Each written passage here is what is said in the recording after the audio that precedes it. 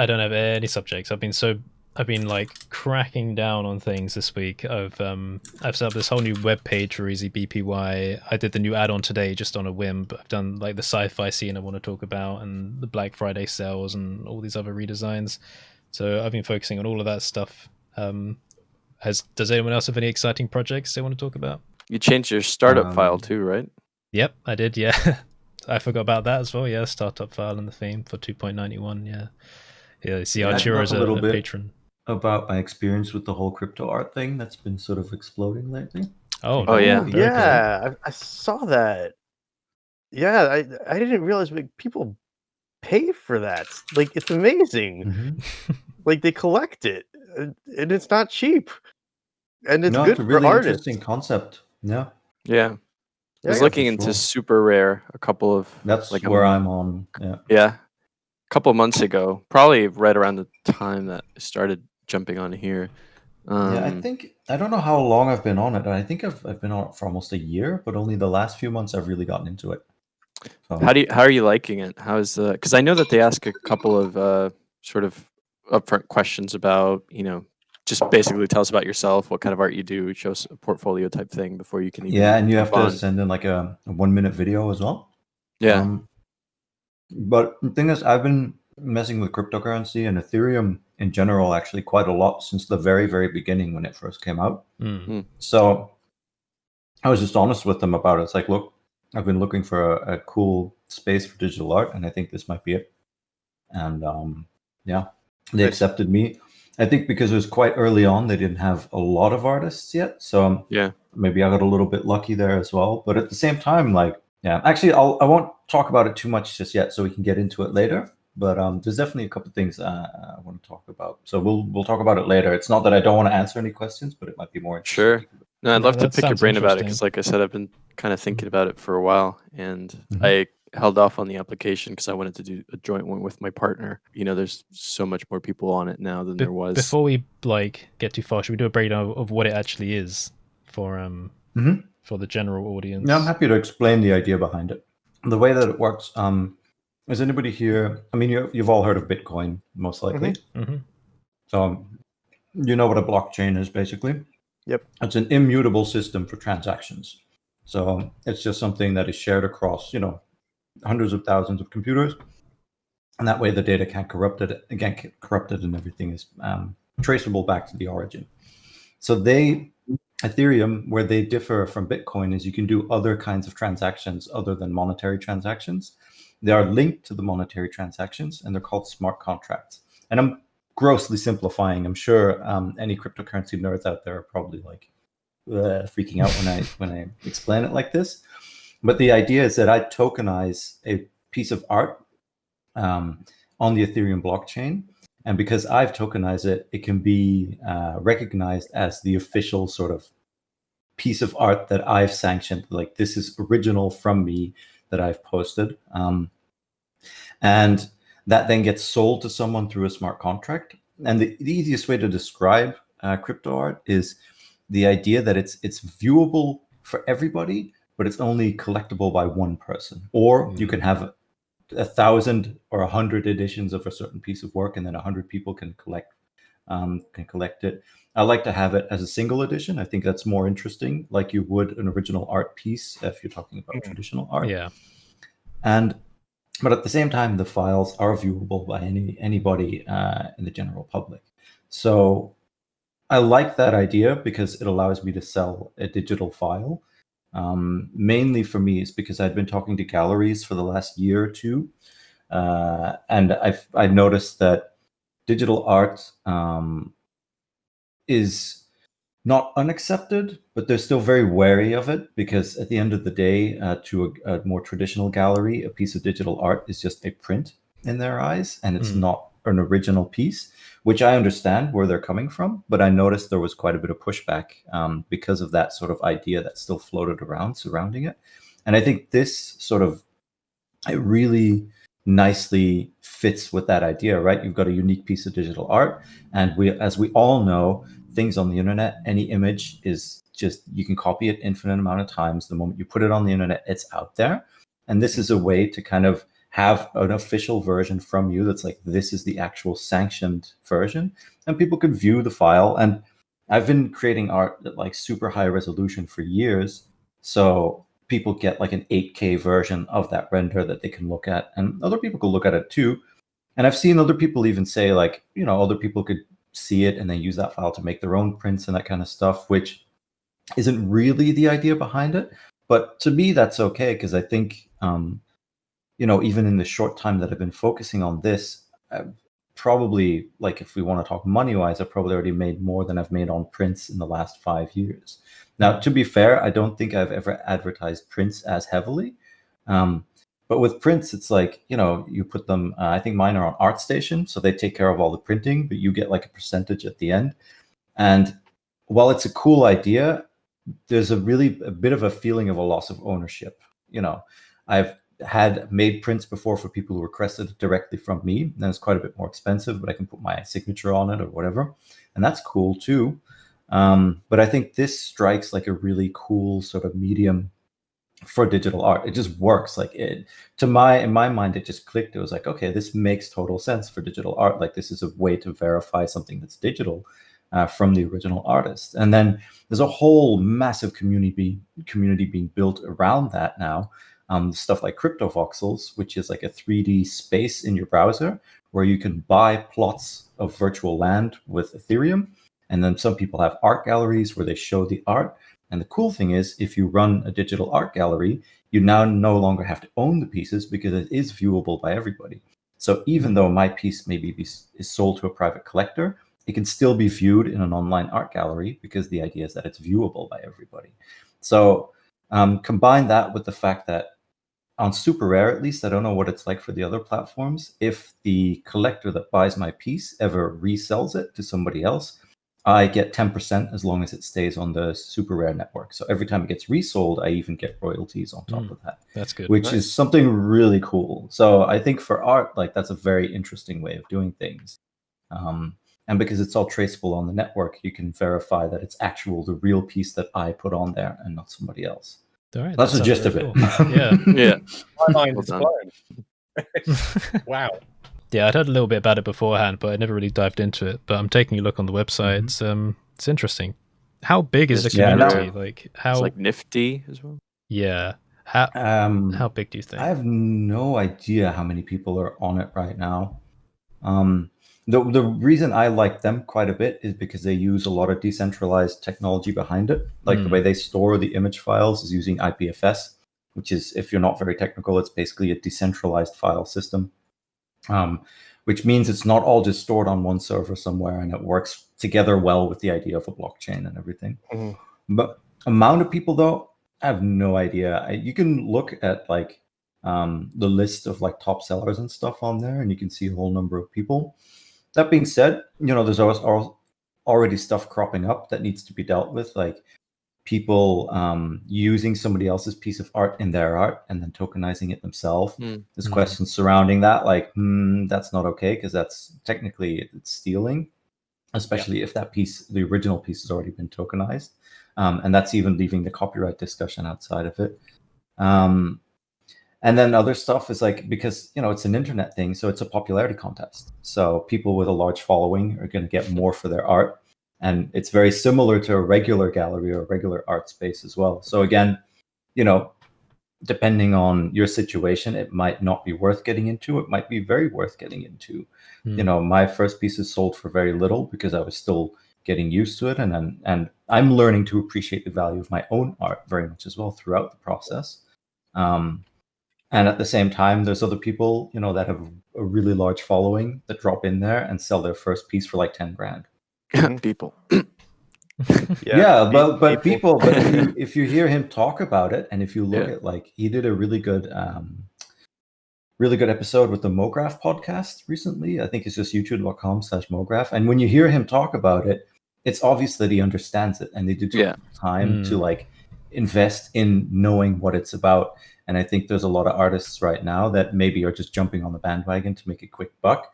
And I think that's where ultimately, hopefully, the difference will lie, is that the people that are actually invested in it and understand what it's about are the ones that come out on top. But you never know. I mean, obviously, like I said, it's a popularity contest like everything else on the internet. So it's up to rolling the dice a little bit. Yeah, the people who have followings and especially names, like you have a name in the motion graphic space, so it helps, when you... I wouldn't say that. Like, people know me, but I'm no, like, I'm definitely not even close to somebody like Beeple or KidMoGraph or something like that. Like, yeah. And very much I notice in the Blender motion graphic space, the wider motion graphic space, not as much as some of the other guys. So I don't hang around in the same places, right? I don't post on Cinema 4D forums or After Effects stuff. So it's all relative. But I mean, at the end of the day, like I said, it's a really great lesson for me to learn how to appreciate my own art a little bit more. And on top of that, it's validation, ultimate validation as a digital artist. Like, I'm no longer having to just work for clients, but I'm also actually getting money for the art that I make, coming 100% from me and from my inspiration. And I think that for me is the most important part. Yeah, that's an awesome benefit. You feel validated. I remember, you really do. Looking into it, I was really drawn in by being able to create a digital scene and essentially upload a digital scene for somebody to explore, where there's even, I've seen some that have like surround audio. So it's actually really just, you're not just getting a 3D model, but it's an experience that it's a bit more tailored and a little bit more personal. And I'm really excited to see what people like Mike, people and like Refik Anadol, the AI new media artist, will do with that space, because they're already putting out so many. It's wild. Like people, as we know, if you don't know Beeple_crap on Instagram, and I think elsewhere as well, it's just go watch it. We'll wait here. Go look at it. Did you look at it? It's crazy. Refik Anadol as well on Twitter. Started the whole motion design everyday thing. Like, he just started it, and every day. I can't remember if he was the first, but he's for sure the person that has absolutely destroyed that. Prolific. Yeah, like 12, 13 years at this point. I don't know how long. Like every single day, and he's never missed a day. Like, and he took it to another level. Like, and it's cool to see somebody like him jump on and just absolutely crush it. For sure. Yeah, but like I said, that interview for me was really nice, because you saw that he like took the time to understand it. And I think that's, but there's no point in getting butthurt about it either, because I can be like, oh, I've been doing stuff in cryptocurrency for I don't know how long, and sometimes it feels a little bit like, hey man, this is like our jam, and you're just coming in here to make some money. But that's every space ever that gets popular.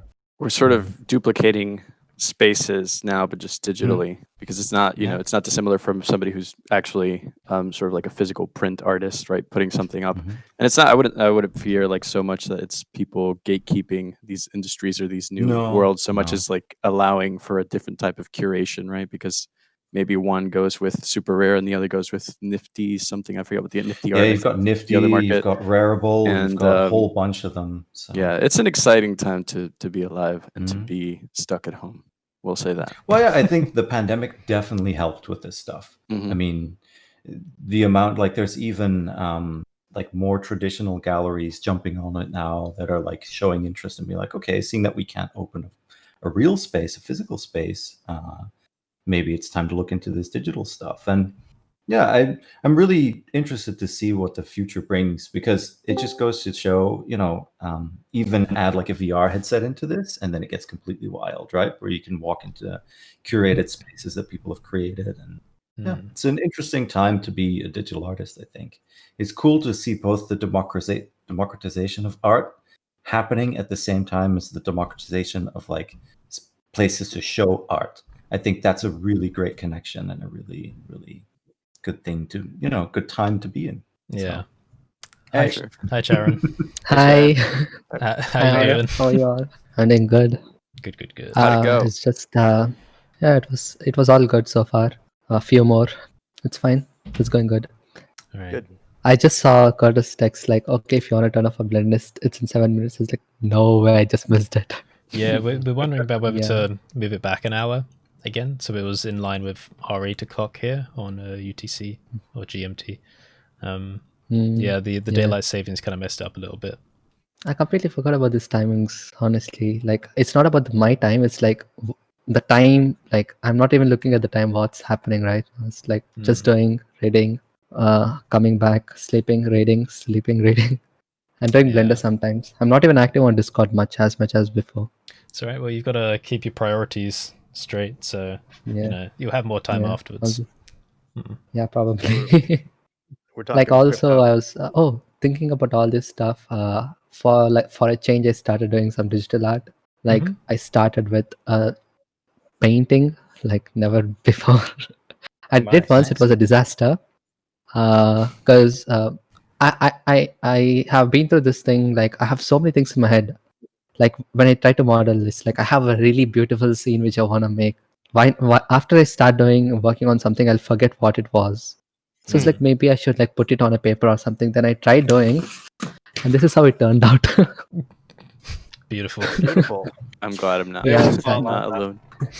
Yeah, exactly. So it's like Start I just thought, okay, let me put like the composition, whatever that is. Then I was like, oh, okay, maybe I should use some tutorials. And then I started like there is this one server where like everyone is a concept artist who do it for a living. And they invited me there like because everyone are Indians over there, like because they want Indian concept artists to get more into Indian films, to get more chances to see, because it's more. And it's like, okay, I'm not like a proper artist, but then I really want to learn. And they suggested me like 1,000 places, but then they asked me to like start here and start doing your stuff. Like, have fun with it. Just don't imagine like, okay, by the end of the day, I want to make this full blown scene. Just start with it. So I was like, okay, fine. And I started with a sphere, basically. How I can draw a sphere. Honestly, if I didn't know how lighting works in 3D, I don't think the first attempt of drawing the sphere in 3D would be like that. Because I know where the shadow should be when the light is on which direction. It all helped a little. I was enjoying it a lot because I know what's going on. Oh yeah. Yeah, definitely. Transferable skills and knowledge. Yeah. Yeah. Exactly. I saw your message in the Discord that you've taken up digital painting, and that was I'm working on a side project with a friend of mine who's building an AR game. So we're charged now with doing the assets for the game. And I started imagining this beautiful like Game of Thrones tower, because it's a tower defense game. And so I go, oh, I know, I'll just draw it and then I'll model it later. And I totally forgot that I don't know how to draw. So this is my beautiful medieval Game of Thrones tower that I thought was going to be fantastic. And then when you said that you were taking up digital painting, I was like, maybe I should also start doing that. Of course. Yeah, exactly. I have the digital tablet as well, right? I mean, the drawing tablet. I should use it somewhere. I know I can use it for sculpting. It's just maybe it's the right thing to do right now to like learn some new skill. It's been like 6 months continuously. I was doing only procedural nodes, and I think I'm in a respectable position where I am like, okay, maybe I can stop this for now. I won't forget it basically, and I can start some learning some new other skill which actually gives some living. Like I can make some living out of it. Right now, it's just if I only like stick to procedural nodes, maybe I can get living by making more generators and stuff. But in the long term, I don't think so. This is something which people want from me, like if they want to hire me, right? Yeah. If you've seen Andrew Price, Andrew, if you're watching, it's no offense to you, but his digital painting stuff at the beginning wasn't nearly as good as it's gotten now in the really recent days. So he's gotten real good, you know. He was open with it. I like how open he was, because he was showing everything. Yeah, he was. He really was. I really want to do this as well, you know. Yeah, and I want to put like one single like monthly video which for myself, like in a private YouTube channel of mine. I just want to like upload all the stuff, or else like a private Instagram where I just record my whole process from start to finish. Like not like the drawing, like because I started with anatomy first and I was really good at it at one point of time. Like I do know like if I continue this, I actually get better at it. Like I can draw a human face, all the proportions properly, but when it comes to landscaping and all these different things, altogether a new other skill, right? So I have to start from scratch again, like looking at more environments. That's when I realized like sitting in front of my laptop doesn't really help me. I didn't move at all for like 2 months, I guess. Like sleeping in the same place because I'm I think Curtis knows this because he was been looking at my locations like morning, evening, night. Like my laptop is on my bed right now. I'm sitting on the floor. You literally live on the floor. You live on the floor on the floor next to a wall. That's your life. Yeah, exactly. That's been strange. Exactly. Yeah. And that's when I realized maybe I should actually go out because it's more like landscaping, right? Like I want to draw landscapes. I can use my farm basically. I can go around, see the mud grounds, and there are like really nice clouds and mountains around. Yeah. So to inspiration, I think that's when I realized, okay, maybe I should go out more, a little more.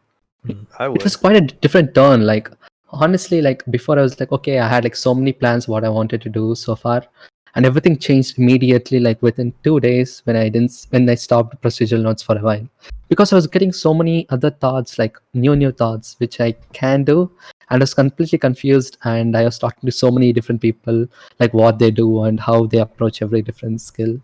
It was kind of like a different thought which was going on in my head. Yeah, Charan. That's why I started digital painting. Yeah. That's really the crux of being a digital artist today. Like we were talking about crypto and you know the different approaches to selling art now, and it really is a point in time. Really, there's so many different things that you can learn. You know, and I think we all kind of struggle with that. I mean, I do. I guess I can speak for you guys too. When you have all these different interests that you want to do, and you just start down these different paths and you see how good you can get at them. And it's really interesting because you can find, you know, people teaching or inspiration from thousands of other artists out there. Yeah. There's been no other time in history like this ever where you could have access to that kind of thing. Yeah. Exactly. And then it's overwhelming. The fact that we're all so connected is there's a niche for everybody. No matter what you're doing, there's an audience out there for you somewhere. And if you manage to find it, then you're good. Like the thing is, you know, I've been noticing now because of the baby that I maybe haven't been progressing as quickly as I did before because I've got a little bit less time right now. But at the same time, I really enjoy what I do still. And there's obviously people that still really like it. So it's not that I don't have to progress, but maybe I can kind of look at what I'm doing and maybe fine tune that a little bit before I move on and jump into something else for now. So there's plenty of ways to approach it, I think. So that's exactly what it was. So much it. Fun, like completely diverting from what I generally do now. It's so much fun. Honestly, I'm enjoying it a lot. Yeah, it's a different thing. Honestly, probably also very healthy. You know, to take a break and jump off, let your brain go into diffuse thinking mode and work on something. Thank God I got completely these different. exams, you know, like in between. Like I had to stop procedural notes for a while because of my exams, or else it would be bad if I continue. I had to stop after 5 days. So it was too much. I just want to throw up now when I look at the shader. Yeah. So once I stopped that, that's exactly when I started thinking more about other stuff as well. It's like a really huge break for me. And I started modeling for a while in between, doing a robot, and it went nowhere. And then I saw, okay, it's just like, it's good to have different routes right now, maybe. That's exactly what I wanted to say. Yeah. Nothing much. Yeah. Well, you were saying something, Curtis. Yeah. I was going to say something a little while back about, you know, you talking about learning to draw. You do already have like a step forward in that with your 3D skills, because you can take a different approach to regular people learning 2D drawing. Learn to overpaint before you learn to do all the proportions yourself, maybe, because you can practice by like blocking out 3D scene and then painting over the top of it and trying to cover the whole thing, you know, because that will kind of give you an idea of how things should be laid out, because you're kind of studying the scene while you're painting over the top of it and you're learning techniques rather than starting from scratch. And then over time you can maybe progressively remove some detail from your blockouts until you're just left with having your 2D art be most of what it is. So you can be clever with the skills that you have now and try and use that to learn it. So basically I think I can set up a blockout scene in 3D and get the lighting as well probably, and then start painting over it. Yeah, like 3D paint overs. It might be an idea it's so to famous right now. Have no color. It might be an idea to have no color as well, because then you can learn how to add color yourself afterwards. So little ideas like that might be helpful. Set your layer to multiply, and there you go. Multiply. It actually works a lot. Overlay. I knew a ton of ton of artists back in the day where they would just, I mean, they grew up just tracing comic books. I mean, not the best way to learn, but they did. And you know, at some point they were drawing their own stuff, and it was convincing. I mean, I Yeah. still think life drawing is probably the best, but I mean, if you don't have access to life drawing, which most people don't, you know, most people don't have a studio they can go to where there's, you know, a model Or a and just life. draw. Like, Yeah. you know, just get out and gesture draw. Mm. Gesturing is great. I mean, you can't even do that now. I mean, you Gesturing can is go great. out, but you just you know, gesturing is awesome. You just try to get people in whatever pose they're in for like a split second, and you just Dynamic nail it. poses.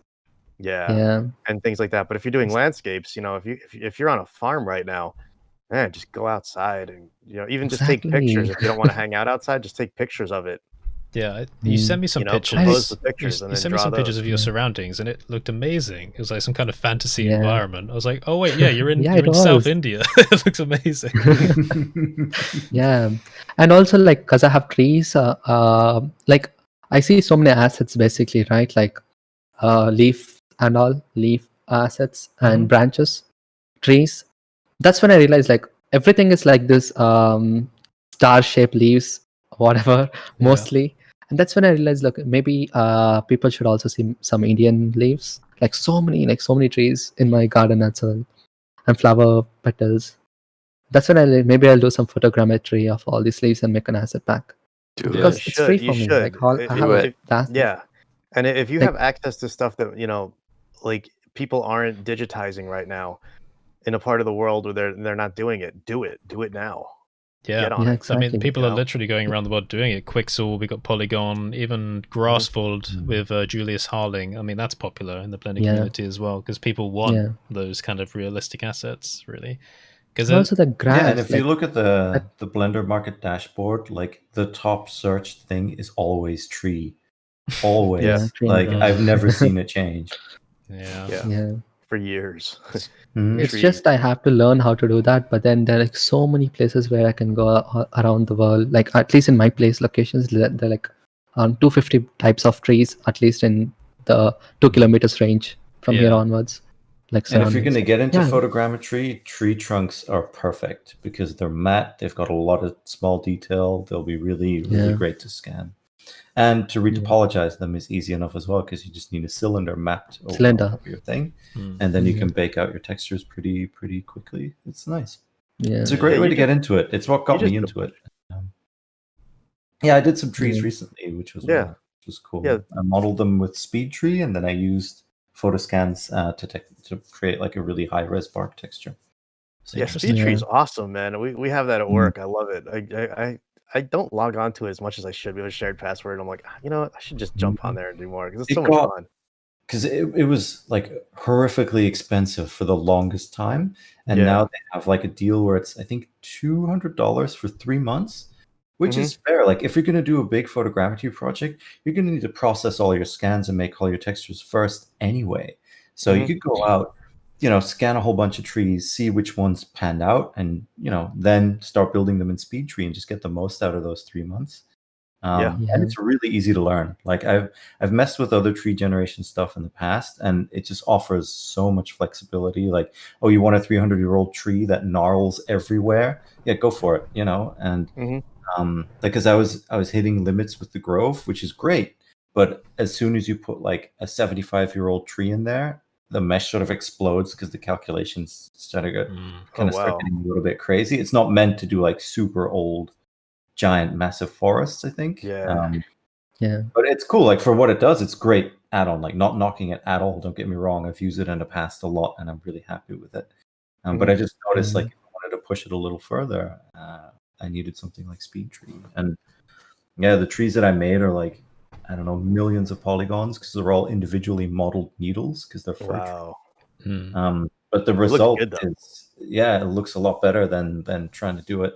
And it renders faster than having to do it with alpha because you don't have all of those transparency passes that Blender needs to cycles to figure out. So it's like, it's heavier, like geometry wise, but it renders faster in the end because it needs to do a lot less processing.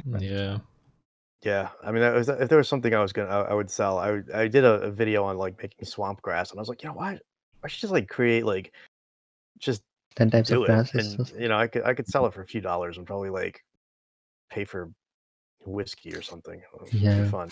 But you know, it was. But those trees that you did were really, those look really convincing. I mean, those shots that you did was like, that was really nice. So I didn't. Yeah, that's cool that you used Speed Tree. That's a 9K bark texture from Photoscan. So that was really, really nice as well. Yeah, they looked. I mean, those shots were beautiful. I was like, dude, you nailed it. Like it was. Yeah, well, I chose fir trees because I didn't have to deal with leaves. Yeah, I know, right? At some point, I'll have to tackle leaves because I scanned like I think about 6 or 7 types of tree, but then I got lazy and I didn't take photographs of the leaves in time before autumn came, and now all the leaves are gone. So I have to wait until next spring to get the leaves for the trees I scanned. Yeah. What were you using to scan? What were you using? My camera. I've got an A7R2, which I've been using to scan for the past few years. I don't know how long since I've had it, basically. And I specifically upgraded to that camera because it's got like a really high megapixel count. Nice. It's super high res things. So I feed somewhere between 150 to 250 42 megapixel images into Photoscan, or Metashape it's called now. Sorry, it changed name. And then from there on out, I bake out like a 16K texture, but it's all fragmented and stuff. So to get like full resolution, I can get around 8-9K out of it at like decent enough resolution. And then, unfortunately, I use Blender 2.79 to make a displacement map because that's not in 2.8 and up yet. So to deal with that UI every now and then, which is like, rough. Yeah, it works. Memory. Yeah, you really, we've come a long way since, you know. Oh yeah, that was a good. I just took a dive through Midge's page. Holy crap! Whoa. Yeah, there's literally like I just sometimes I do it for inspiration and I go on like some of your stuff, or I'll go on like I go to like Skinner. He's an awesome artist, and I'm just like, what am I doing? Just delete my laptop.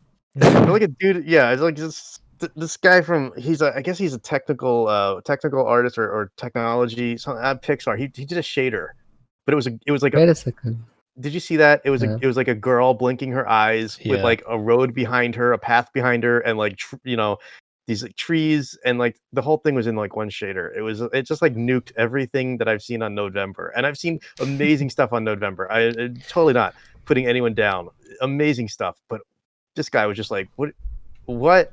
Yeah, just rolls in, destroys it. Like, what's left to do? I was gonna make a joke actually, because I don't know if you saw on Twitter. I think probably the best tweet I've ever done was this stupid joke. I did like a sci-fi corridor thing really quickly because I was I was so bored of doing like all this code stuff. I thought, right, let's just spend a couple of hours putting this together. I did it.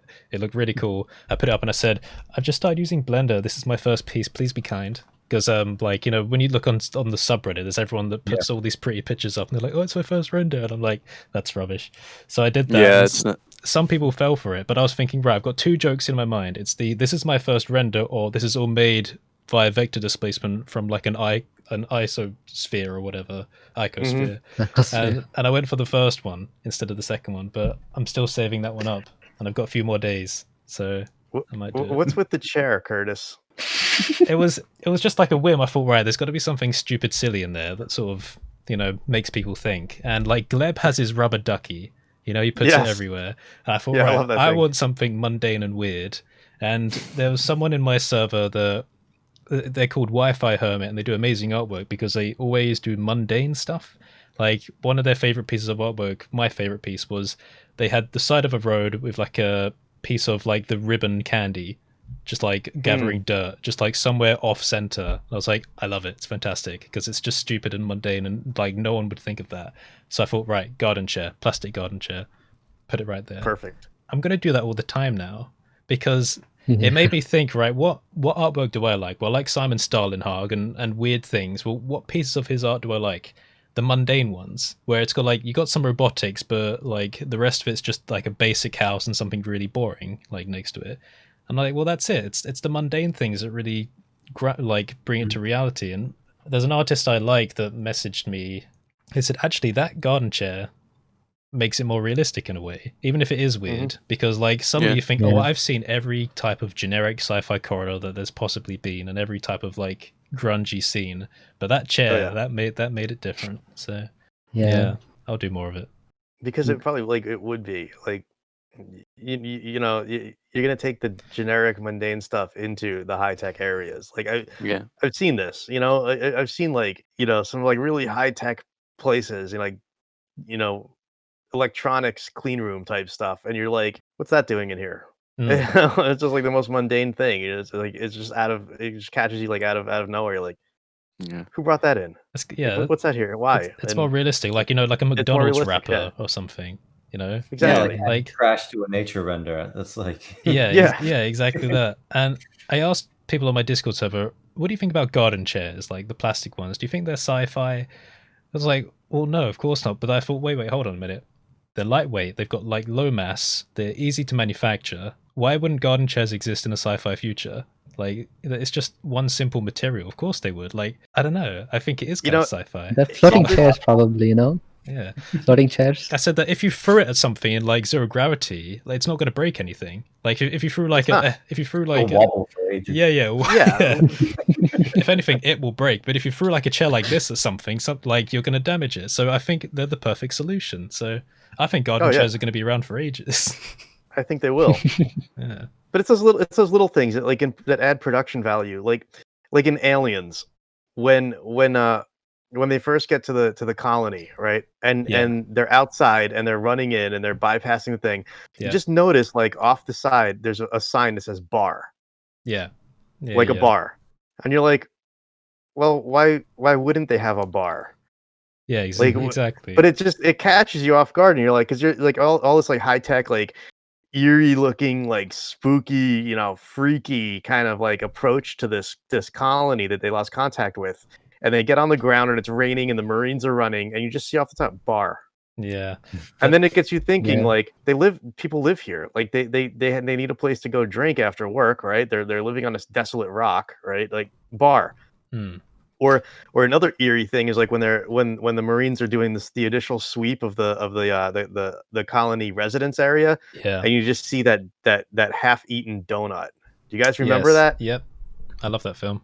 The half-eaten donut was just genius. It was like it just adds to this eerie story. Like someone only got halfway through their donut before they had to either run or something really, really bad happened to them. And it really grounds it. What's this? And you want the story of the donut? And like, what is the story of that donut? And it's the most bizarre stuff, but it's just genius when they throw it in there. Kev, we're gonna have to stop talking about donuts. We got some people watching in donut rehab at the moment because remember what community we're talking about here. I was gonna say, like, we need a we gotta slow down on the donuts. All right. Oh yes, this is Blender and Guru. Yeah. If you're on your 12th rewatch of the donut tutorial, do as I did and just go do something else. That's still Blender related, but not the donut, and then come back to the donut later. Maybe at some point I should just go full ham on like the weirdest freaking donut I can think of. Yeah, you should. You totally should. In my first, I think it was September of last year, or maybe October, I got stuck for the longest time, and I couldn't figure. I posted on Reddit, and nobody knew what the answer was to the question. Nobody responded. If I couldn't get the outliners move tools, the axes helpers that pop up. To like drag the gizmos. Object. Yeah, the gizmo. There you go. Thank you. I pressed some keyboard shortcut. Still was very new to Blender, and all my sprinkles suddenly had the gizmos. So I couldn't see my donut, and it was just overwhelmed with the gizmos. And I just stopped for a solid week while I waited for help from Reddit.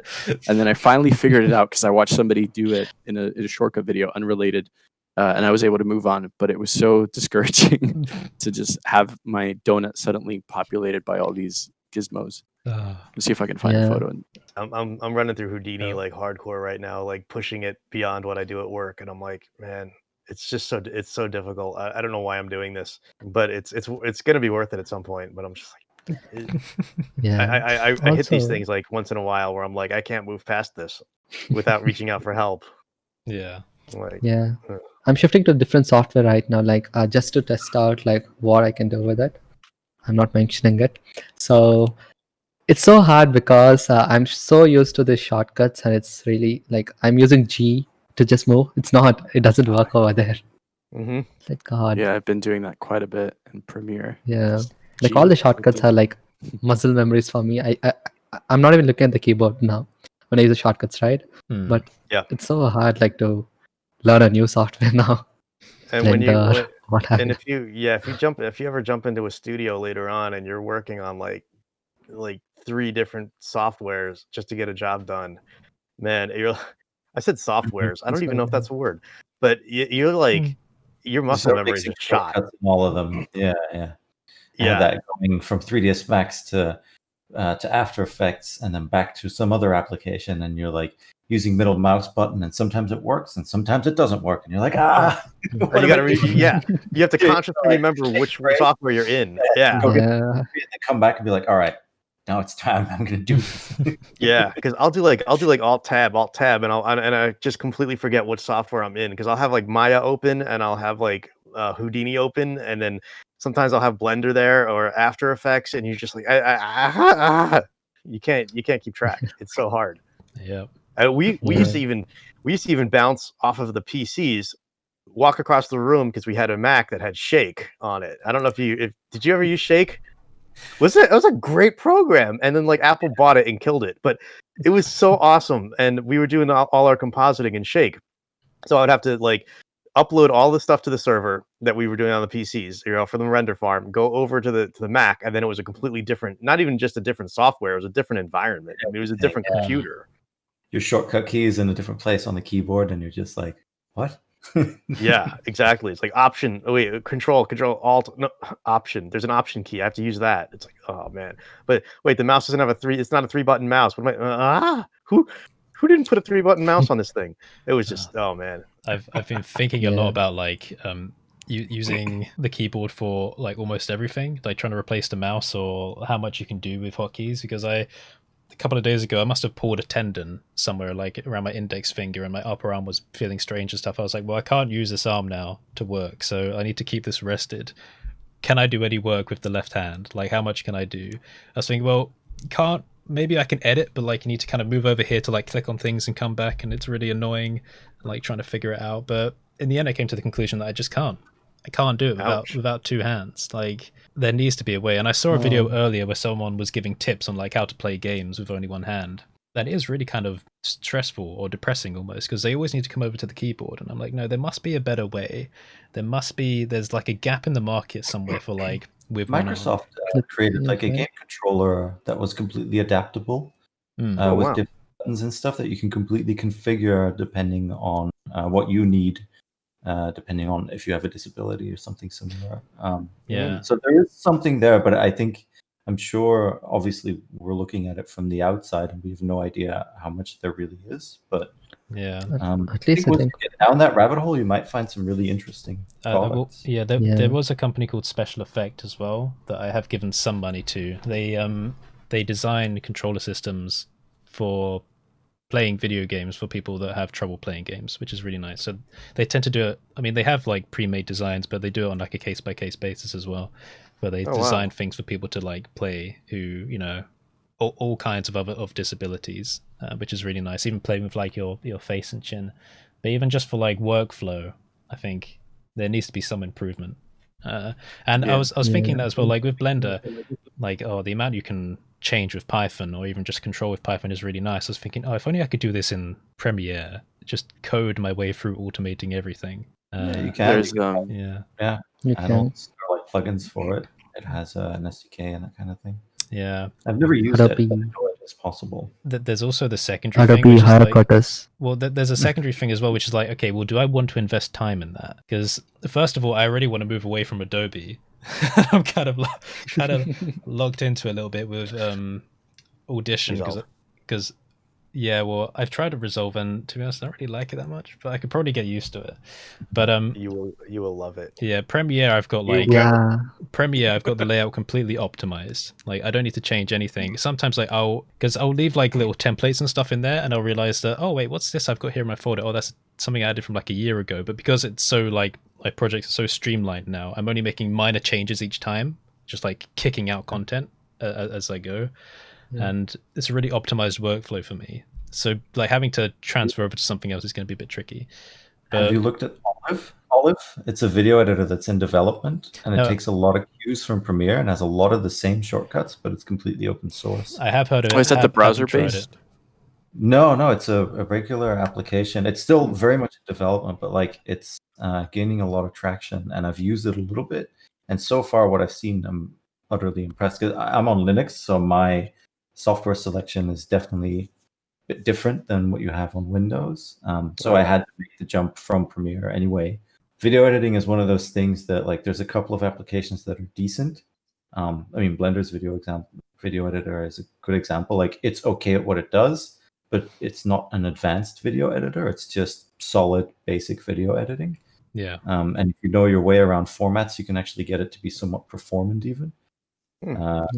But yeah, Olive is definitely one of the ones that's caught my eye a number of times in the last year or so. I'll check that out. It's still alpha, but check it out. Like, it's really cool.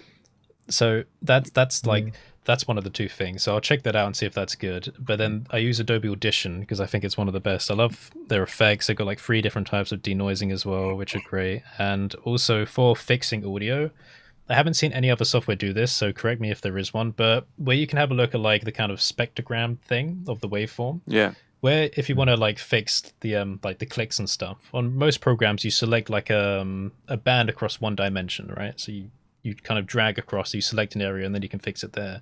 But Audition has this paintbrush thing where you can kind of paint in 2 dimensions. So you can like isolate areas. So if they're like a weird shape, or like you can circle around, then it looks at the surrounding, tries to like average out and, you know, get rid of the impurity. And it works really well. And I haven't seen anything else do that, because it's almost like Photoshop, you know, like fixing over an area and like with the kind of smart, you know, cloning or whatever. It's like that, but with like an actual proper waveform. You get that sort of heat map view of the spectrum of the sound. And you kind of paint over it. Yeah. So I wish there was like another piece of software that does that well, but because I don't think Audacity does anything like that. No, it's got basic tools that are really good. But yeah, as soon as I can replace like these aspects, Adobe's out. Because like I use like Affinity for all of my like 2D graphic stuff and Blender for everything else. So there's a friend of mine works at a startup called Serenade.ai, which essentially uses machine learning, natural language processing to convert speech to code. Yeah. So that could be a way for people who either have different accessibility needs or just want to code that would be using cool their voice to be able to do that. So I could imagine like easy BPY, just saying delete the default cube, delete the default cube. I mean, technically we can do voice activated stuff in Python with Blender at the moment. Python pretty easily, yeah. I mean, there is I did few voice recognition modules using Python. Like there is something called PyAuto GUI, not PyAuto GUI. It's like PyAudio, I guess, and also GTTS, Google Text to Speech. So it'll take text and it'll convert to speech. And there is something called speech recognition module in Python. Basically, it'll take the speech and converts to text. So I use these 2 combinations to basically convert my text to speech, and basically use a condition which searches the text and find the keyword like Fusion and opens Fusion 360 and Blender and opens Blender automatically. And I think it's possible to delete a default cube if you know how to install this module. Yeah, there is a lot of stuff you can play around with. I did for a laugh once do some kind of like weird input module thing where we could keep track of all the presses and like how long they were held down for, because I was thinking, wouldn't it be fun if we can make a game inside of the Blender interface, but like actually inside of the Blender interface so you could play around with it. But I gave up on that after a little while. I did get the inputs going, but also because you can set these timers to repeat functions. So I did a weird thing where like I made the default cube kind of move around the scene while the timeline wasn't moving. And I was thinking, right, if I show this to someone like who has no idea that there's code going on, they're going to think it's like haunted or something, because in Blender everything is assigned to the timeline. So being able to make stuff move without the timeline, like actually in real time, is blasphemy, you know, because the game engine is no better. You should do an April Fool's release of Easy BPY or something, or one of your default. Yeah. Just do it. Just do a push. Do a push for April Fools and just have it populate like 1 million default cubes dancing around the scene. Oh god, yeah. I did also have an idea for doing like an AI predictor, which would call operations based on the actions you're taking. But that would never work without a good enough data set, because it would be funny, because if you deleted something after doing something else, you would find yourself working and then it would start deleting random things or like creating random things, and that would be like a real haunted Blender. But I think that would be funny. So we'll see. Yeah. There's a Linux distribution called Suicide Linux, where if you type a wrong command in a terminal, it deletes your entire disk. Oh my god, that's fantastic. Imagine doing that in Blender. Like you mess something up, like you type a comma instead of a point in a value somewhere, and it just goes, all right, everything's gone now, messed up. I'm tempted. Wow. I'm tempted. It's like a hardcore Minecraft where the whole thing gets I did try playing Watchdog Legions on that mode that you permadeath. told me about. Permadeath. Yeah, that's what it is. Oh man, do not recommend. Yeah, I lost my favorite guy to that. Such a stupid thing. Because I'm considering turning that off next time I play, because you lose them for the stupidest reasons. Because dumb things happen in video games just out of your control. Someone showed on Reddit that they were just like driving down the road in that game, all nice, and out of nowhere, I think one of the drones just like crashes into them from above, and that's it. Just gave like game over. You guys dead. Whatever. You have absolutely no control over it. So, wow. I don't know. Yeah, games, especially AAA games, are too glitchy, like around launch, to even use for that kind of thing anyway. Yeah. Like, how many times have you been in a game where exactly something like that happens? You're just walking along and like something glitches out and that's it. Like, this is the end of your game, or you die or whatever. Yeah, I love it. I love I do like playing games on there. Oh, sorry. Go ahead, Kevin. Yeah, I was just gonna say I love supporting AAA games. I used to buy them when they came out, and after having kids and all other stuff, it's just like you realize like, okay, I can't get the AAA games when they come out, so you have to wait 6 months or something to play a new game, and so I've been getting them used, and by that time the bugs are all worked out. It's like, all right, this is enjoyable now, but at the same time you're like, oh great, I'm out of the loop, I'm not supporting, so how long are they gonna, if everyone did that, then there would be no AAA games, there would be no new games. Yeah, true. But at the same time, like if you wait for a year, you can get the version with all the DLC for like $40. Yeah, exactly. You wonder, like, was it really worth just buying it at launch and then like paying into it the whole time, or should I just? I know. What people are really buying then is the FOMO element, the fear of missing out. It's the FOMO. Yeah, that's all it is fear of missing out. It can be with the multiplayer. It keeps it going. Element. If you miss out on the multiplayer, you can then when you do join months later, it's either no longer there, they've dropped support, or everybody's super skilled and you just end up going nowhere. I love playing games on the hardest setting, and I can't remember whether it was Battlefield 4 or Modern Warfare something. But I remember walking up from a subway and there was like a gantry above, and the moment you poked your head around the corner in the hardest setting, it was dead. Battlefield 3 Metro recreated in Battlefield 4 as well. Oh man. I'm just like, this is too much. Yeah, Modern Warfare was crazy on that setting. I remember that. That was insane.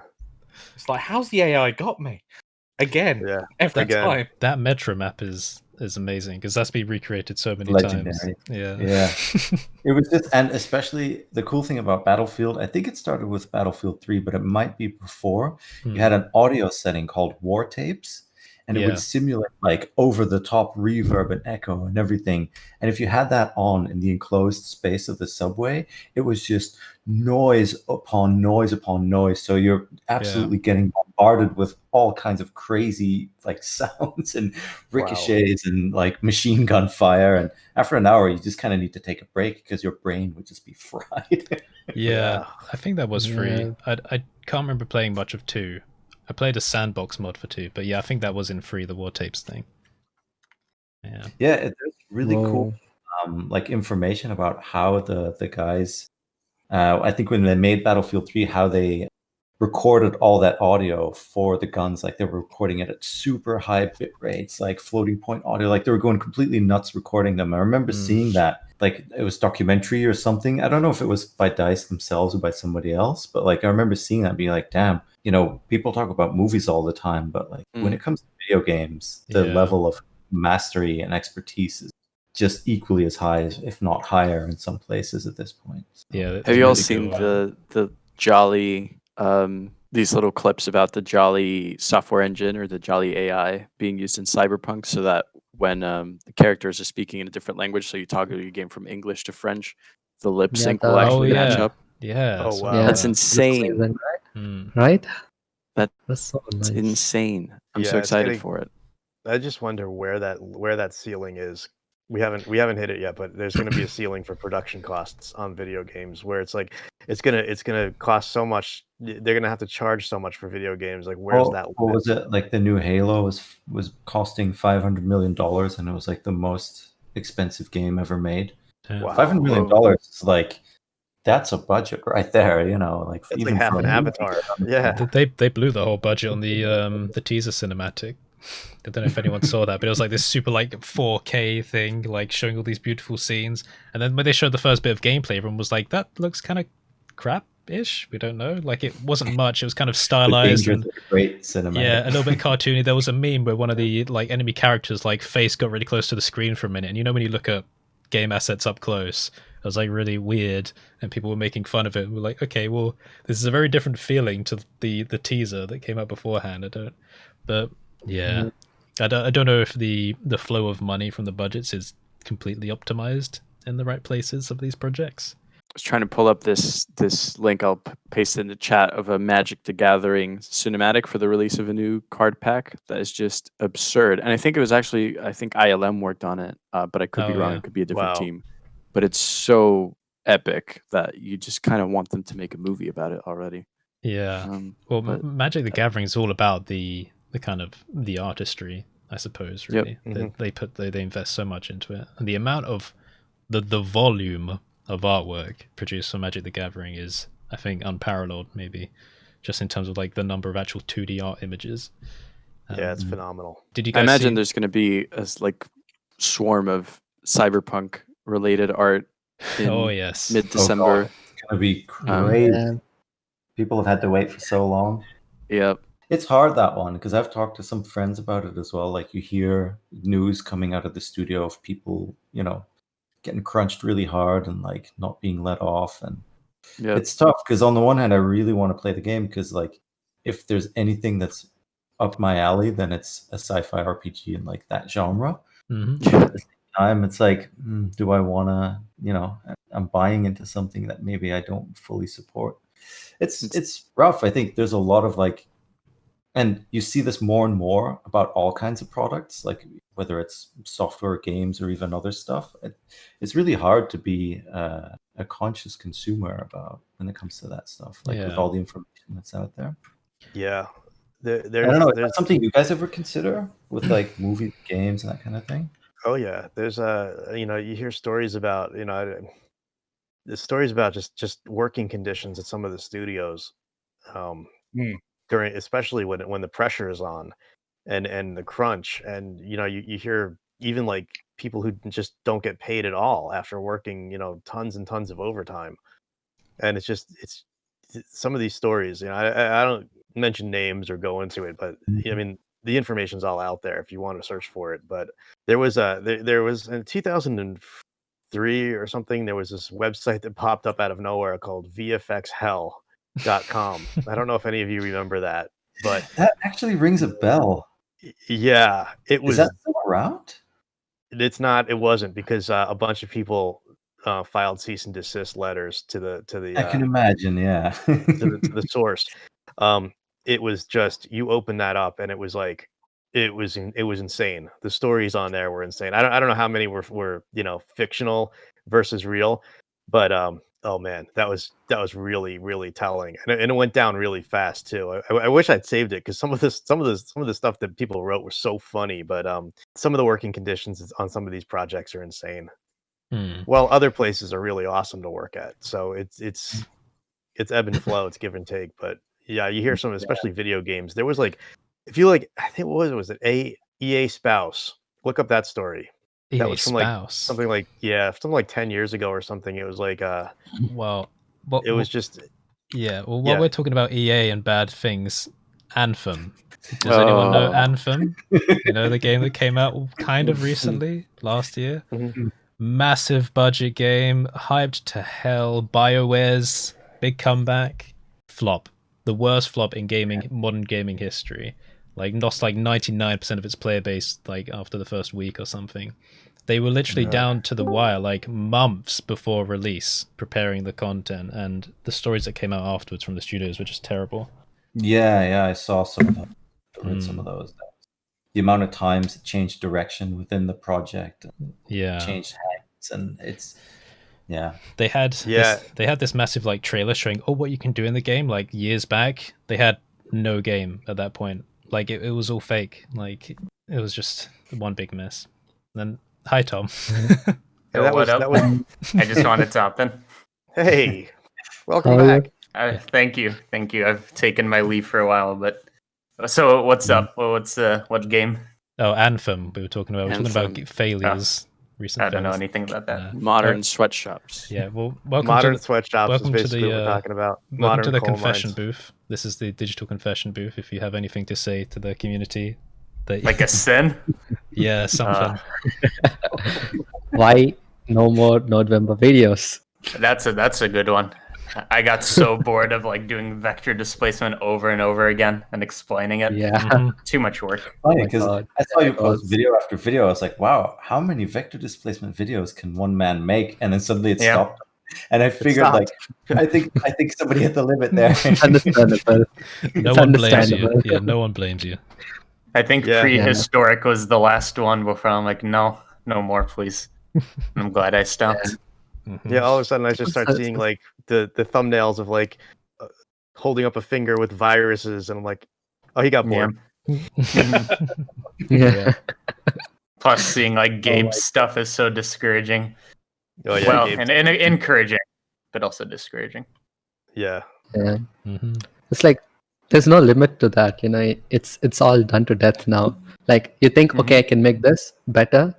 There's someone else who's all doing like unimaginably expert level. Like, God damn. Yeah, Simon like Thomas, Luca Rude. Like it's all in the environment shader, Luca Rude stuff. Like it's amazing. Oh, that's just one big and show making off. This complex, making this complex SDFs, like thinking about making a leaf shape using math without combining different things is like, God, amazing. It is, yeah. Oh, Tom, I should thank you because the sheer number of videos you put out. I look at my statistics on YouTube, and it's like, oh, people came from these videos to watch your content. It's always default cube, default cube, default cube, default cube, default cube. You have that kind of data. Your content is lighting us up. So keep killing yourself so we get the scraps. It's pretty cool. It seems like a lot, but it's only like 20 minutes a day, you know? Yeah. Well, that's more than up. No editing. Yeah, not anymore. They're more I fun know to that we watch. promised to not get political here, but I'm just gonna do it. Okay, I'm just gonna do it. 35.4% of you are not subscribed. Oh. So if you like this content so far, it really does help us out to get other people who might enjoy it to watch it as well. So hit the like button, hit the subscribe button, hit the notification bell so that you don't miss a thing and all the other random YouTuber things. But do it and share it with somebody if you think that they might find this enjoyable. Thank you, Achiro. Always the professional. Do it. Yeah. How do you automatically just get photogenic? I can't do that in pictures. I'm like the worst. I'm so unphotogenic, and you just like turn it on. It's like, Kev, the secret is the focal length. I think it's a focal. It is. I can't do that on here. Yes, that is the secret. Because he zooms up, tilts his head a little bit. Yeah, he really gets in there. Instant professional. 50mm plus. Oh, this is professional now. Check that out. There we go. Yeah, there you go. Yeah. It's going to turn into an anime soon. I know. Yeah. Open up that aperture. Actually, yeah, talking about showing where your audience comes from, editor note to black out the screen while I bring things away. Because I want to find where everybody cover up their lens, it'll go totally black. Yeah. Okay, hold on. Analytics, engagement. No, not yeah, that was really interesting earlier. Audience. Under analytics audience, other videos that your audience watched. Ah, it's changed now. I've got some CG Geek in there. Blender, default cube, CG Geek, CG Matter, default cube. So yeah, it changes. It's because everyone bounces off of each other's content. Yeah. Yeah. YouTube likes keeping you in that Blender hole, doesn't it? If you're watching Blender content, that's all you will get. I've noticed the recommendations getting worse now. I used to like clicking on the home button and getting like a range of different recommendations. Now every time I click on it, it's just showing me the same ones, but it's moving their position around. And I'm like, do you think I'm thick? Like, I can see you're recommending the same video, just moving it around the screen. And then you have to go click not interested, and then they still show it to you. So you go, right, click don't recommend this channel, even if you like the channel. And then like you click it again and it still does it, but then you wait and then it gets rid of it, and it's terrible. That's been getting a lot of videos that I've already watched. Yes, I've had that. I'm like, I've watched these. You know I've watched these. Yeah, it's like, why do you keep recommending this? My videos, it's like all puppy videos, and it's all, I watched everything almost, and they recommend the same videos again and again. It's like, it's fine, I'll watch it again. Oh, by the way, because Thomas here, I wanted to ask him something. Like, you know that geometry nodes is a thing right now, right? So, and it's constantly updating. I'm not really sure if you know this one, but yeah, the video which you posted was outdated. We want more videos out of geometry nodes. Are you willing to make them? Have geometry nodes still been updating? Yeah, it's updating continuously. We also got like a booleans, unions and stuff, right? But then now I think it's called geometry addition or something, like combining geometries. Yeah, it's and it's riding really anything new, isn't it? You whatever you do may be out of date tomorrow. The moment you hit upload. I haven't really jumped into it yet because unless we get like one stable release of geometry nodes, we can't make tutorials on that. There's really no point in like super exploring it, because like look at the particle nodes that changed twice. I think like the fundamental design changed more than once, and now they've put it into a bit of a hidey hole. Ask the question though, because like what's going to happen with particles now? Because the particle system now has been in maintenance mode, but I haven't seen that much maintenance. I've used it recently and it was rough. Like I saw a lot of bugs that weren't there before. Yeah, I will not do videos on that stuff. I just can't, because I tend to go into my comments and try to address. I do try to get back to like every one of my commenters, which luckily the comments have died down because I haven't released a video in almost a month now. But it's, if I did when I used to do the experimental stuff, I would just get these comments back. I was like, this doesn't work anymore, and I'm like, well, all right, I'm not doing that anymore. It's not worth it. Yeah.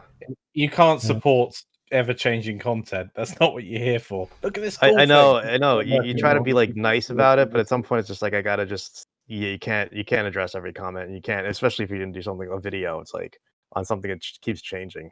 Yeah, especially those of us with low attention spans who have absolutely no interest in remaking a video from start to finish again. Like I'm not going back. I'm sorry. Like this is why it's not working, but you're not getting a new one.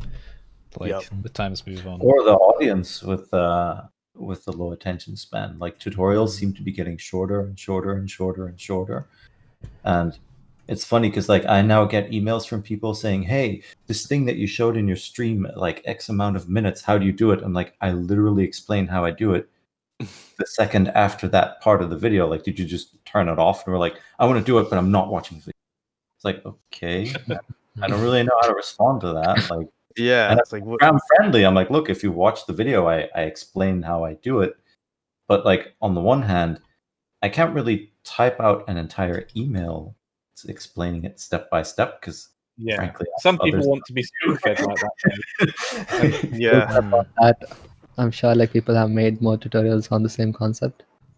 I had I mean, it's fine. I still like getting emails and comments from people, but they have to understand that they're not going to get one back immediately explaining everything in detail when I can point at the video and go like, well, if you keep watching, the answer's there, and if it's not clear enough, well, I'm sorry, but I'm not going to like explain it twice. Yeah, you can include a PayPal link and say my consultancy fee is. Yep. Exactly. On being on the watcher end, that's definitely happened to me several times where I will stop a video halfway through, try something, it doesn't work, and then I beat my head. I'm like, I'll just reach out to so and so, but then I say maybe I'll just finish watching the video first, and then right after where I stopped is where the explanation is. Yep. So there's that about pacing. But something before I forget that just came to mind that I've seen actually on all of your videos, including BlenderNest videos, is people requesting subtitling and captions to be enabled. And I think that's incredibly helpful, at least like in my use case, is I can just pull up the transcript and then search for something specific and then find it there. yeah. Obviously, we've got the chapter system now, but I think all of those would help. Also, it if you don't doesn't. know they where don't something do it. is or where somebody's talking about something specific, just look it up in the transcript. Does auto-generate them when it can. So there should be English ones. Of course, not in other languages, though. But for some reason, it doesn't always do it, but it does do it on most videos. I guess there must be like there's a big delay in processing at the time. Yeah, there may be like a failure criteria as well, where if it can't figure it out, then it might just not do it. But I've noticed that even with AI software, I've used recently Otter AI for doing transcripting. Yeah, and it works incredibly well, and even detects different speakers. But obviously, we're all men here at the moment, so we've all got a similar voice, a similar range. So it would totally get confused over who's speaking and when. So I could understand that with BlenderNest, there's a good chance that a lot of it would fail a closed caption sort of AI run through.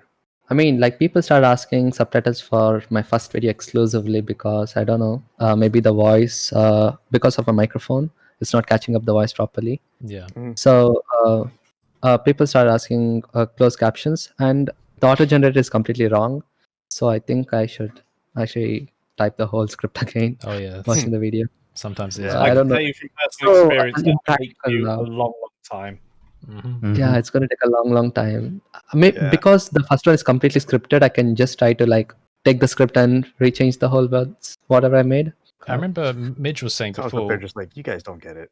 Yeah, Midge, when you did your course, I remember on an earlier BlenderNest, you said that when you were doing the transcripts, you didn't do it word for word. You basically you shortened it down. I tried to do a few videos, and it was just too much because it takes easily 4 to 5 times the length of the video to actually transcribe it. And what I noticed is when I'm explaining something, you have the visual part of your screen. So I'm like circling my mouse around stuff and actually using my mouse to point stuff out in the UI.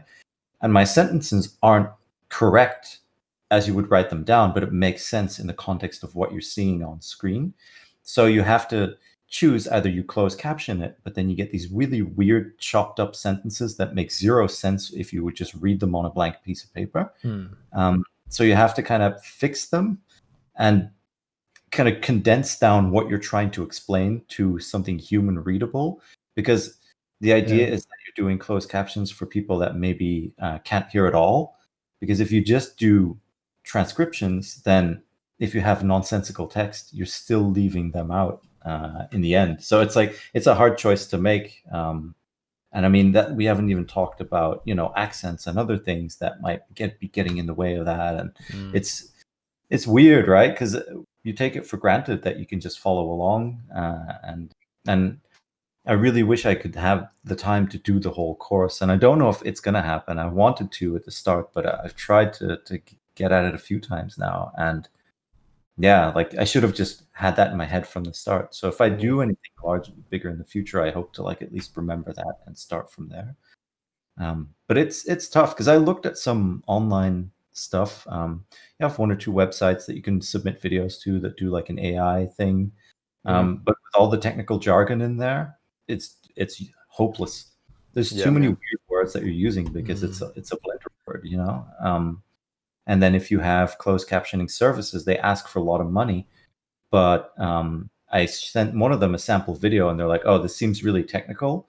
We're just going to give you an idea of what it would be like." And it just didn't work out because they didn't know what Blender was. So me explaining it for somebody who understands Blender just didn't vibe with them trying to translate it. So it's a unique situation to be in, I think, as a tutorial maker, course maker.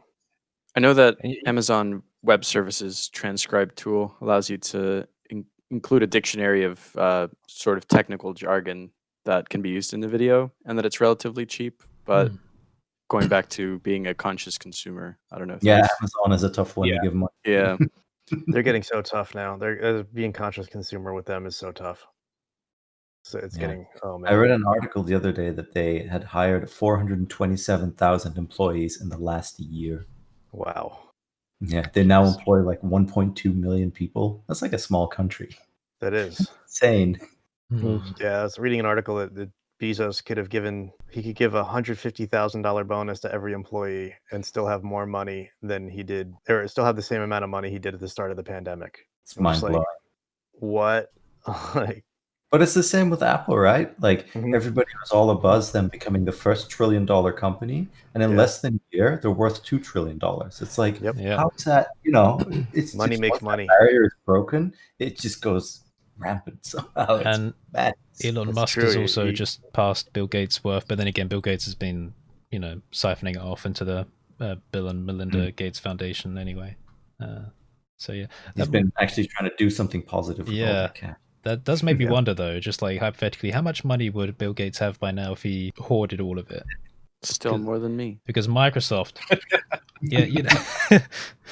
when like companies now are too big to fail. If that makes sense. Like some companies are just where like I don't know. Google. Yeah, exactly. Their infrastructure is so critical to like humanity that even if the company dissolved, all of that infrastructure still exists, like all the physical aspects of it, like the amount of effort it would take to take it down, and like all the other services and businesses and countries that rely on that infrastructure are still there, so it can't fail. If the company disappears, it's still needed. So it really makes you think that there are companies that have more influence than countries. Disappeared overnight. Could you imagine that? Like something goes wrong and just YouTube just disappears. No. Oh man. I mean, Google Docs disappeared. That would be half my work gone. Yeah. Google Docs, forget it. Gmail. Like, I've gone off that on time. Yeah. Schools are going down from that. Well, YouTube froze like a couple of weeks ago. Did you guys notice that? Like it went offline. Yeah. That was weird. I've never seen that happen. It's like a Thanos blip. Talk about a segue, but during Black Friday, both Blender Market and PayPal went offline. Yeah, you guys, Blender Market was down for a while. Email and comments coming in from people like, "Hey, I want to buy something, but I can't because PayPal isn't working on the one website, Blender Market." Damn, no. I mean, I was getting sales, but I didn't. I checked because I was doing the EasyBPY page. I was trying to get a link for EasyBPY on Blender Market, and it was like, "Oh, it's offline." I was like, "Okay, well, I'll just wait then." I guessed it was just them doing something, but no, I wasn't paying that much attention. But then I got the email come through that was like, "Oh, by the way, we we crashed." So yeah, it's weird. Yeah, I got hit by traffic, lots of it. Yeah. I'm glad they're doing that well. I don't know how much you guys contribute from each sale, but I think it's always cool to see it's like $10,000 this month that's going to go to the Blender Foundation. That always makes me happy. Yeah. They really nailed it, that business model, I think, of being able to give back. Yeah. Biogen is the only product I give a percentage of it away to, but that's still given like hundreds of dollars, I think, a few hundred. So I think that's nice. Like if I was gonna, because I don't pay for the Blender Cloud, and I used to actually give money every month just donating to Blender anyway, but I was like, well, that makes up for me not doing that anymore. Like I'm still contributing back to it just by making stuff. So yeah, it's quite a nice thing. And they were quite nice as well. They put my ambient grunge node on their Instagram earlier on that Agnew shared in this server. Yeah. So, cool. Very nice of them. But yeah, actually, just I'm only using Gumroad though. Like maybe I should like diverse my products as well, all the free stuff which I'm giving. Because if a sale is made through BlenderNest, like not BlenderNest, Blender Market, yeah, at least it can be gone to Blender. Yeah, that's true. Least, right. I don't actually make a lot of money off Blender Market, especially not compared to Gumroad. I mean, I've been doing my Black Friday sale on Gumroad, and I mean that's kept me fully paid for like the past week or more. So I've been quite happy with that. But nice. Yeah, it's still nice amount on Blender Market anyway, just coming in, and at least it still contributes in a way. I mean, I just made this new Halt Tools add-on today. I'll probably share some of that with the Blender Foundation again when that goes up on Blender Market, because might as well, it's going to be a free tool. Got it. So Halt Tools? Yeah, Halt Tools. Nice. Like it's stupid random operators just to organize things. I was like, well, what am I going to call it? Machine's got machine tools, so might as well. Halt Tools. Yeah. Tools and pack seem to be the two like biggest words. And pro, pack. If you want to make something paid. Remember, was it Brent Patterson? Is that his name? He did he did the pro stuff. Yeah, don't go pro. Yeah. Pro is the Adobe Premiere Pro. I have another question regarding like community stuff. I don't know how many of you run a Discord server, but Mm-hmm. what's the upkeep on that like? Because people have asked me a couple times now. I wouldn't mind starting one, but mine's going to be very no bots, no bullshit, just like people and hang out. And like if 95% lurks, that's cool. Yeah. But don't expect me to put like a crap ton of time. Okay, that's beautiful. Come on, Charan, this is our feel. I spend like most of my time on my Discord server, and other creators have made fun of me because my Discord has strong rules. Every Discord server has a different community culture, I guess is the word, because the kind of people that join your server are the kind of people that kind of resonate with your personality in a way. This is how it works. CG's server, when this started off, was originally quite chaotic. It was very chaotic. People needed to be perma-banned. And toxic. On the contrary, people that joined mine were a bit more passive. But there was some bleeding over because other creators started making Discord servers as well. Ducky's got his and Aaron's got his. Yeah, I think they start overlapping, and it's a bit tricky though because some people that I need to ban on my server for not complying with the rules or making other people uncomfortable or whatever are in other servers as well. So I need to be careful when interacting in there not to accidentally end up in like a voice call with them. My server doesn't take much maintenance. I think we've only banned about 24 people over the last few years, which is actually quite good because we've got like 3,000 members now ish. Most people lurk. It acts as, for most people, just a notification system. That's why people sign up to it. Like, not everyone wants to participate, but they want to get notified when there's new content. So the only time I ping everyone is when I release a new video or a product or a sale or something like that. Otherwise, I have this role called trusted, where if someone sends like a few messages in the server, we know they're not a bot, we know they're not there to spam, we give them the trusted role. So that if there's any change on the server in terms of like rules or like reorganization or something important's happening, I don't ping everyone, I just ping trusted, because we know those are the people that have had some participation in the server. So those are the kinds of things that you don't want to ping everyone for, because you don't want to annoy absolutely everyone that's, signed up for it. So it really depends. People will follow you. It depends where they find it. Because if you make a server and you share it on Twitter, well, what do you think your Twitter followers are like? They're probably the nicer people. They're probably the more sensible ones, because it's a bit more of a professional circle that we have on Twitter going, as compared to YouTube, which is much wider in, like, say, the age range and personality types. In general. I noticed a big difference. For example, once I put my email on my Instagram, like, it has an email me button if you turn it into a business profile. The tone of the emails changed drastically. The amount of crap that started coming in, quite frankly, it was like, oh Jesus, why did I do that? Do you ever get those emails where it's just the whole email in the subject line? Love those. No, but I get a lot of people asking me to like try products and stuff, and so Instagram. So is Instagram more professional or less professional? You think? It's more casual, to be honest. More casual. That's a great way of putting it. Before I didn't have it anywhere. I just had it on my website, so people that wanted to email me had to seek it out and go through my website, and that's probably one of the lesser visited pages because most people are downloading the free stuff that's on there, or the VJ loops or something like that. So the people that would send me an email were usually actually like already trying to seek out business or something like that. And now from Instagram, I get a lot of like, "Hey, cool render, can you send me the blend file?" And I'm like, "Yeah, nice to meet you." Like, what? It's Instagram. Definitely, most of my personal work is like, Creative Commons non-commercial. So people can share it, and as long as they mention my name for like non-commercial purposes.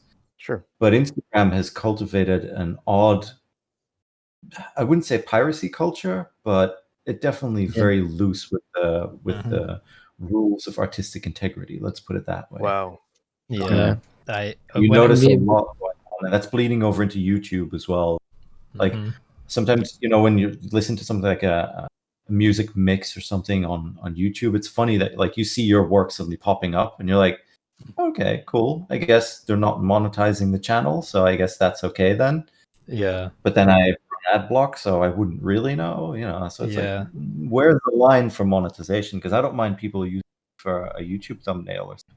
necessarily belongs to credit, but yeah, you'll like you might find your work appearing in the strangest places. I actually the strangest place I've ever been sent, like an example of where my work's been shown, I can't talk about on this on this podcast. So I'll need to explain it to you afterwards if you remind me. But yeah, like people take it. And I remember seeing a really weird one where it was like someone made this really lovely kind of cinematic, this like angel coming out, the kind of artwork that you see on like 2 Steps from Hell music, like video backgrounds and stuff. And apparently a Russian guy had a funeral and they thought it was a really cool piece of artwork. So they put it on display, like behind his grave or something. It was like, they were like, I was never contacted about that. This is the weirdest place I've ever seen my piece of artwork. But Instagram is weird because, as I've shown Charan and I share it on my server, you get people that really stretch the limits of, oh, I made this. Because I've had like my work re-rendered, like from demo files, and people have gone, I recreated this scene from the tutorial.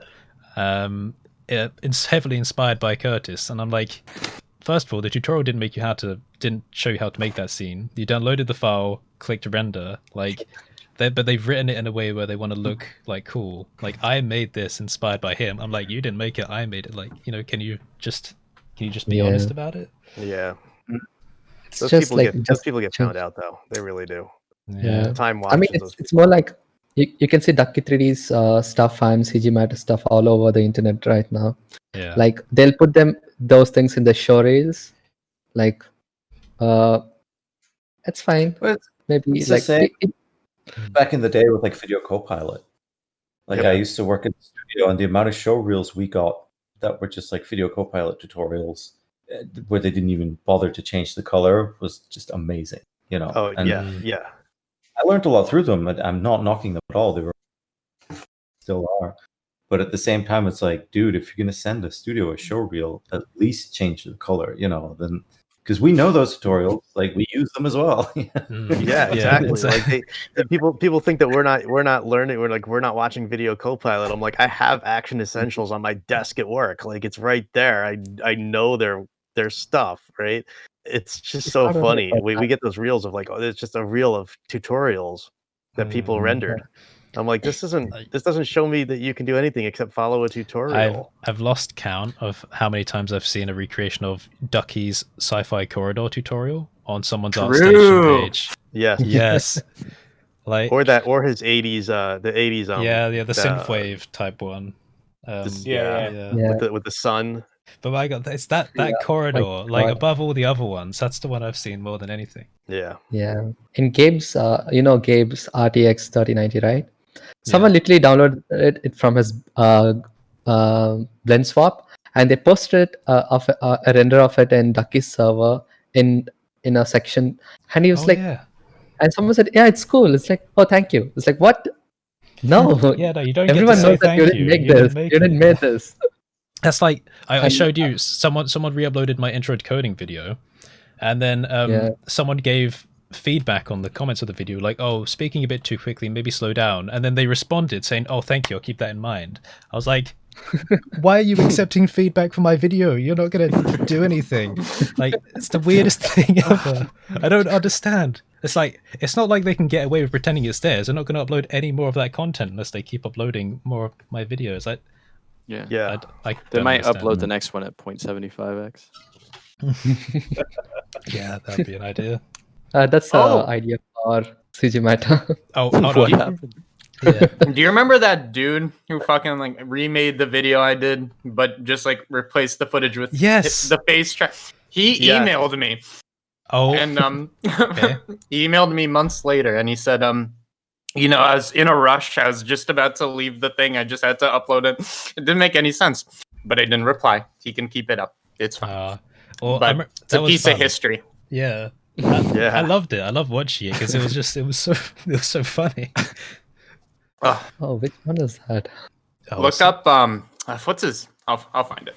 A friend of mine, he's like super into prank calls and stuff, but he's an audio engineer. It's just amazing, a musician and everything.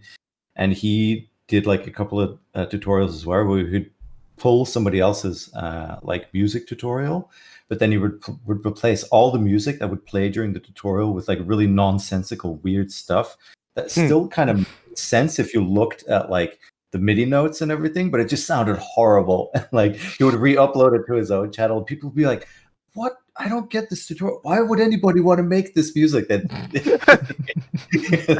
really amazing. That kind of reminds me, Curtis. I saw the other day. There's a whole chant. It's Take a Bow 19, I think, on YouTube that does replacing Matthew Bellamy. So Alexa, instead of being Alexa, is just like Matthew Bellamy's interviews. Oh my god! And it's kind of the same sort of like prank thing where it's like it kind of fits just right, but it's also nonsensical and weird. Love it. I have one more bit to add about the guy that re-uploaded my video and was accepting feedback. I put it on this server that I use that YouTube contact feature. They didn't have this like before, but we can actually send them an email where it says, "Hey, a creator has noticed that you've re-uploaded their content." So I did that, and then they responded funny, and they said, "Oh, please don't take down my video. I love you." And I was like, "It's not your video. Like this is the point. Why are you so persistent?" I don't know. There's something funny about it. Oh, that was cute. Yeah, that was cute. What are you eating, Tom? Yeah, actually. These are Cajun Southern wings from It's Just Wings. Delicious.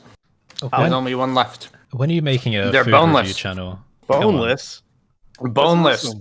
Their motto is no forks, no knives. It's just wings. It's That's very incredible. cringy, but I love it. Oh man, it sounds so good. Do you guys have Cluck You? Is that still there? Not that I know of. You did know of it right at one time. They were everywhere, I think, right? Did you guys know Cluck You at all? I don't. Never saw it?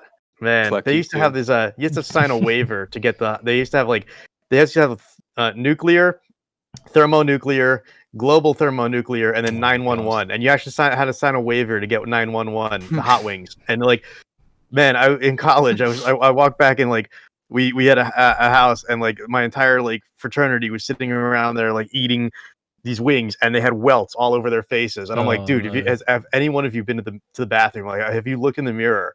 Like, you guys all have welts all over your mouth. Like, it was like habanero, not even habanero. It was like ghost peppers or something. It was like, what? Oh my gosh. But it's Cluck University, Cluck You Chicken. Cluck. Oh, that's clever. Yeah, Cluck You. Two things that brings to mind. One, we should do a hot wings type BlenderNest episode where we get some of the sauces from Hot Wings and then try those out and try to hold an interview. And two, we still haven't done our, what is that game? Among Us episode. Yeah, we should. Oh yeah. Thing is, I don't like Among Us. I mean, I do. We played. I've never played it. Like, we played on my server and it was fun, but I get really bored of lying, so I just start playing pranks instead. No, like it's more like we should tell who is the imposter. Like, there is a new thing, and we should just escape from him. That's more fun. I suppose so, because it got to the point where I would just say I was the imposter on every single game, even if I wasn't. So like, so I wouldn't be lying, but people just like they wouldn't know. You know that's you. Yeah, it's like I'm the imposter, by the way. I played it for the first time, not last Friday, the Friday before, and all the children were playing it in the house, and a couple of friends as well. So it was there were like two randoms, but we had a full house, and there's 10 of us running around, and I start just following my partner's eldest around. Yeah, and she was actually the imposter, but she was like, "I can't do anything. You're following me around," and then everybody just started following me. Oh, this reminds me when I played with Charan, following is a really suspicious thing to do because like you've got to do your tasks, right? And if you're being followed, you know that they're going to kill you, right? But here's the thing: Charan kept following me no matter what, so I kept thinking he was the imposter. Like I was like, "Charan, go do your tasks." He's just like sneakily standing behind the corner. But it's because he doesn't. Hilarious. But it's because he doesn't want to be alone. It's not because he's the imposter. and he kicked me out. Oh my god! Yeah, we kick him out, and it says he's not the imposter. I'm like, well, why were you hiding behind the corner? Just like, don't be so suspicious. All right. That's why the game is fun. Yeah. I'm with you, man. That was bad.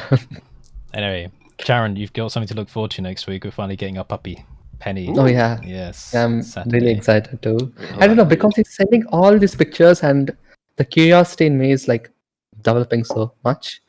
Like it's Penny. Yeah. And I created a Minecraft server called Penny's Godfather because I just want cute. So nice. Penny's growing. They had their first day on the grass, so Yeah. They were all having fun. But yeah, so close now. Is Tom frozen? I think so, but it's is. great freeze frame. Okay. It's a dog. It's a dog, Tom. But yeah, I will do a video on the channel, I think. I mean, I don't care. If it's not Blender related, I'll do it. It's your new assistant. Yeah, exactly. My new clickbait assistant. Nah. Yep. Yeah.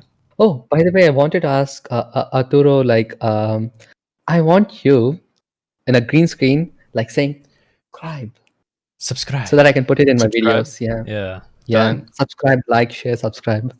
It's so like, yeah. I could use that as well. well. I'll wear this. Ring a bell. Yeah. Cool. Yeah, can you make one for me as well? Just be like, subscribe to Curtis for more of this, that, and the other. And wear the hoodie. Wear the hoodie. I'll wear the hoodie. That'd be amazing. Yeah, if you want your subscribe thing, so you don't have to do it, just drop them in the general chat, and I'll do them. I'm happy to do it. Please do it for me too. And then when people are, that's great, because then when people are like, "Who the hell is this guy?" Exactly. It can be promo for you as well. I'll leave a link to you in the description. Yeah, link to the description as well. Nice. Nice. I just want like I have a script and a storyboard for the next video, and it's going to be a remake of, not a remake, but kind of like a revamped version of the previous editor thing where I fire my editor. So spoiler if you watch it. Oh, cool. But I really just want to do it so that when I read the descriptions on the BlenderNest podcast, I'm not the only one that's got a link. Like I just want the tag. Oh yes. That's it. Yeah. That's it. I just want the tag. It'll be so much easier when writing the descriptions of these videos if everyone just had one of their tags there. Because it's so easy to write. What does it come at? 200? I can't remember actually. 100, I think. It's 100. 100? Okay. Yeah. I'm 99 away. So let me just tell people to subscribe to you in the next video. Yeah. There you go. Because your stuff is amazing. I'm subscribed. Maybe I'm the only subscriber you got. What? You and Paul, I think, subscribed recently. Actually, a couple anyone of others. watching here, please click on the link in the description and subscribe to Arturo so we can help him get his tag for the descriptions. Thank you very much. Yeah. Thank you. And if you want your green screen subscribe, then I don't know, you got to make it on BlenderNest somehow.